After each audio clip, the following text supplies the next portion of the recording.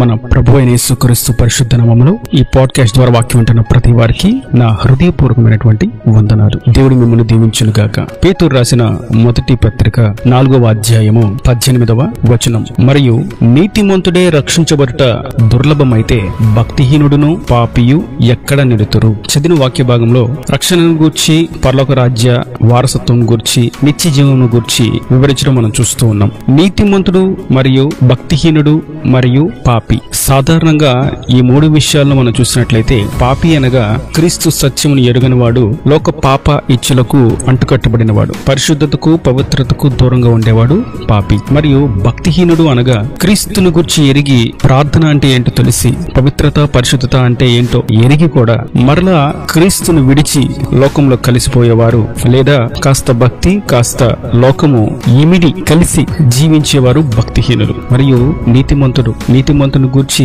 అతనిలో ఏ తప్పు లేనే లేదు, కనుక అతడు నీతిమంతుడు. అబ్రహామును నీతిమంతుడు అని ప్రభు సెలవిచ్చారు. యోసేపును గూర్చి నీతిమంతుడు అని సెలవిచ్చారు. మన పితరులను చూసినట్లయితే నీతిమంతులు అని గొప్ప ఆధ్యాత్మిక విలువలు కలిగిన వారిని గూర్చి సెలవిచ్చారు. అయితే ఇక్కడ నీతిమంతుడు రక్షించబడుట దుర్లభము అని సెలవివ్వడంలో మనం గ్రహించవలసినటువంటి విషయం ఏదనగా, క్రీస్తు కొరకు జీవిస్తామని రక్షణ పొందుకొని, పరిశుద్ధాత్మను పొందుకొని, మారు మనసును పొందుకొని జీవిస్తూ ఉండగా ఈ నీతి అనేది ఒక దినంలో అయిపోయేది కానే కాదు, ఒక రోజులో అయ్యేది కానే కాదు, మరియు ఒక సంవత్సరంలోనో 2 సంవత్సరంలోనో జరిగి ముగించబడేది కానే కాదు. మనిషి జీవనం తుది వరకు, తుది శ్వాస వరకు, అంతం వరకు కూడా నీతిని అనుసరించి జీవించువాడి నీతిమంతుడు. కొంతకాలం నీతిని అనుసరించి తదుపరి దానిని విడిచి విసర్జించి తిరిగిన వాడు నీతిమంతుడు కానే కాడు. అయితే నీతిమంతుడు రక్షించుట దుర్లభమైతే అనే విషయం మనం చూస్తున్నాం. భక్తిహీనుడు రక్షించబడ్డు అన్న సంగతి మనకు తెలుసు, పాపి రక్షించబడ్డు అన్న సంగతి మనకు తెలుసు. మరి నీతిమంతుడు ఎందుకు రక్షించబడడు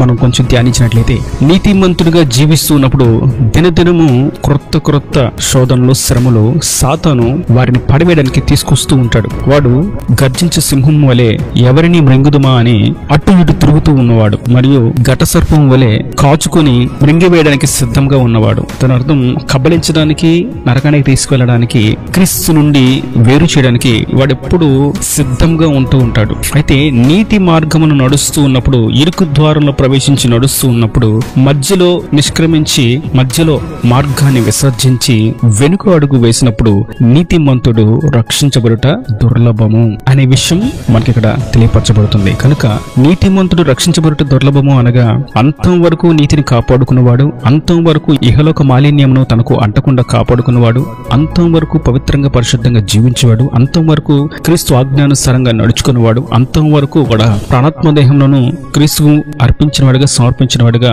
భక్తితోనూ యథార్థతతోనూ జీవించిన వాడితేనే మాత్రము రక్షించబడగలడు. కనుక పాపులను భక్తిహీనులను గూర్చి మనం ధ్యానించేదానికంటే కూడా నీతిమంతుని గూర్చి మనం ధ్యానించడం చాలా ప్రాముఖ్యమైనటువంటి విషయం. రాజైనటువంటి సౌలు నీతిమంతుడే, కానీ తాను రక్షించబడలేకపోయాడు. కారణం, తన యొక్క మొదటి స్థితిని మనం చూసినట్లయితే ఎంత తగ్గింపు, ఎంత సాత్వికము, ఎంత నెమ్మది, ఎంత నిదానము, దేవుని యందు భయభక్తులు, సేవకుని ఎడల గౌరవము, మర్యాద, దేవుని ఆజ్ఞానుసారంగా జీవించే విధంలో ప్రతిష్టతలు, అతని వైరాగ్యము చాలా ఉన్నతంగా ఉన్నవి. కానీ ఈ నీతిమంతుడు కొంత మట్టుకు నమ్మకంగా జీవించాడు, నీతిగా జీవించాడు. తనకంటే ఆత్మీయతలు ఎదుగుతున్న వారిని, తనకంటే నీతిలో ఎదుగుతున్న వారిని, తనకంటే పరిశుద్ధతలో ఎదుగుతున్న వారిని, తనకంటే ఆత్మవరములతో అలంకరించబడుతున్న వారిని, తనకంటే ఆత్మ ఫలములు కలిగిన వారిని చూసి ఇతడు ఎప్పుడైతే ద్వేషాన్ని, ఈర్ష్యను, కోపాన్ని పెంచుకున్నాడో, కలిగి ఉన్నాడో, ఆ తదుపరి అతని యొక్క నీతి విసర్జించబడింది. అతడు నరకమునకు పాత్రుడుగా మార్చబడడానికి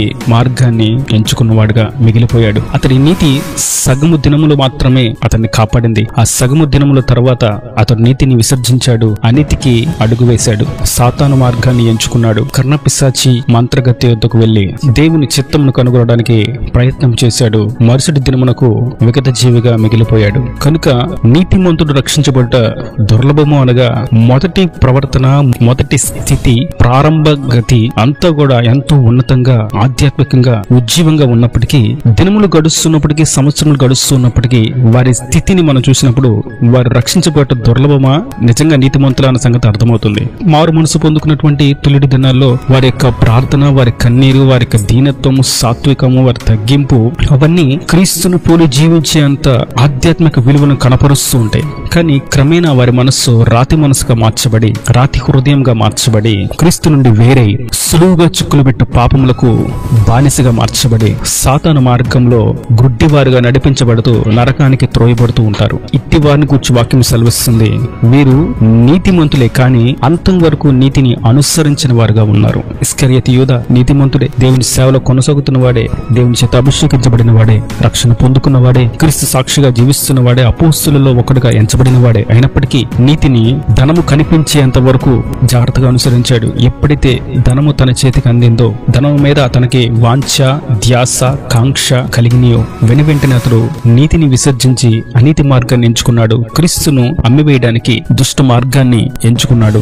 చేయకూడనటువంటి క్రియను జరిగించి నరకానికి పాత్రుడుగా మార్చబడ్డాడు. కనుక నీతిని ప్రారంభించిన మొదటి దినము నుండి తుది వరకు దానిని మనం కాపాడుకోవాలి. నీతిమంతుడు ఎప్పుడు కూడా నీతిమంతుడు అనే ఉండాలి. నీతిని ఒక దినము అనుసరించి మరుసటి దినమును వదిలిపెట్టుట కాదు, ఒక సంవత్సరము అనుసరించి ఆ తర్వాత విడిచిపెట్టుట కానే కాదు. అంతం వరకు నీతిని అనుసరించేవాడే రక్షించబడును. ఒకవేళ నీతిని అనుసరించి సగ దినములో సగ ప్రయాణము తర్వాత విడిచిపెడితే వారిని భక్తిహీనులు అని అంటారు. మరియు ఇక పూర్తిగా కొంచెం కూడా భక్తి ఉండకుండా బయటకు వస్తే పాపి అంటారు. కనుక నీతిమంతుడు రక్షించిన దుర్లభమే అయితే ఇక భక్తిహీనుడు పాపి సంగతి అసలు ఆలోచించడానికి కూడా ఏమాత్రం కూడా ఊహకు అందని విషయాలు. ప్రతి వారు నీతిమంతుడు రక్షించబడాలని కోరుకుంటారు, నేను నీతిమంతుడిగా ఉండాలని. కానీ ఆ నీతి మార్గాన్ని అనుసరించడంలోనే పెద్ద విషయం దాగి ఉంటుంది. క్రైస్తవునిగా జీవించడం అనేది అంత సులువైనటువంటి సంగతి కానే కాదు. సత్యము కొరకు సాక్షిగా నిలబడడం అనేది అంత సున్నితమైనటువంటి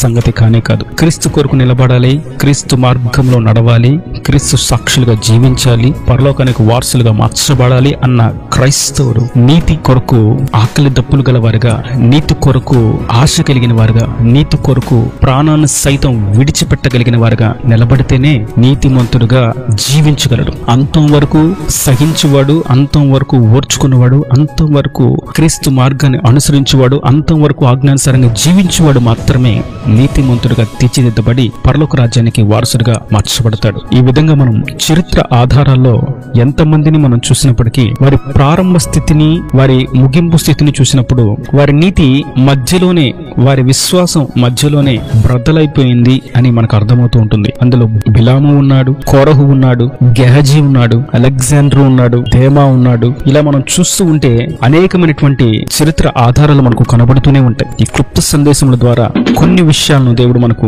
తెలియపరుస్తూ ఉండగా, మనము నీతిమంతులుగా మార్చబడిన తర్వాత, అనగా రక్షణ పొందుకొని దేవుని సన్నిధిలో అంటుకట్టబడిన వారంగా పరిశుద్ధాత్మను పొందుకుని మారు మనసు పొందుకొని జీవిస్తూ ఉండగా, అంతము వరకు పరిశుద్ధంగా పవిత్రంగా నీతి కొరకు జీవించే వారం అయితేనే తప్ప పరలోక రాజ్యానికి వారసులము కాలేము, ఆయన రాజ్యంలో నిలవలేము అన్న సంగతి ఎంతో వాస్తవం. కనుక బలవంతులైనటువంటి శత్రులను జయించడానికి, సులువుగా చిక్కుపెట్టు పాపములను అధిరోహించడానికి, సాతానును పాదాల కింద త్రొక్కడానికి నీతిమంతులు మాత్రమే ఆధిపత్యం కలిగిన వారు, అధికారం కలిగిన వారు. వారు మాత్రమే అపవాదిని జయించగలరు. ఒకవేళ అపవాదిని జయించక వారి పాపములో పడిపోతున్నారు అనగా వారు నీతిమంతులు కానే కారు, వారు దేవుని శక్తిని పొందుకోలేని వారుగా నిలిచిపోయారు. కనుక మనము నీతిమంతులుగా తీర్చిదిద్దబడిన తర్వాత ఆయన ఇచ్చినటువంటి శక్తిని, అధికారాన్ని, ఆధిపత్యాన్ని, ఆత్మాభిషేకమును ఉపయోగించి సాతానును ఓడించి విజయ పతాకమును ఎగరవేసి పరలోక రాజ్యానికి వారసులుగా మార్చబడదుముగాక. ఆమేన్. God bless you. తలలు వంచి కన్నుల మూసేట మీ కొరకు చిన్న ప్రార్థన. ప్రేమ స్వరూపీకరణ కటాక్షంగా తండ్రి, నా ప్రభువా, ఈ వాక్యం పరతకబడిన కృపతో జ్ఞాపకం చేసి ఉండాలిగా దీవించండి. మంచి ఆరోగ్యాన్ని, క్షేమాన్ని, కాపుదల దయచేయండి. నీతిమంతుడు రక్షించబడట దుర్లభము, అట్లయితే భక్తిహీనుడు పాపి సంగతి ఏమవును అని మీరెంతో స్పష్టంగా మీరు సెలవిచ్చారు. తండ్రి, భక్తిహీనులు పాపల గూర్చి ఆలోచించే దానికంటే నీతిమంతుల గూర్చి ఆలోచించి నీతిని తుది వరకు అనుసరించి జీవించాలని మీరు తెలియజేసి మీరు మాట్లాడినందుకు నీకు వందనాలు. వాక్యం ప్రత్యేకబడిన అంతం వరకు నీతిని అనుసరించే వారుగా, యథార్థంగా, పవిత్రంగా, పరిశుద్ధంగా జీవించేవారుగా సహాయం చేయమని, సాతానును ఓడించేవారుగా, అధిరోహించేవారుగా, ఎదిరించేవారుగా, అనగదొక్కువారుగా ఆధిపత్యం అనుగ్రహించే శక్తిని దయచేసి ప్రతి అవసరం అక్కరని మహిమశుల తీర్చి రాజుని సిద్ధపరచమని పరిశుద్ధులను ప్రార్థించి వేడుకుంటున్నాను తండ్రి. ఆమేన్. ఆమేన్.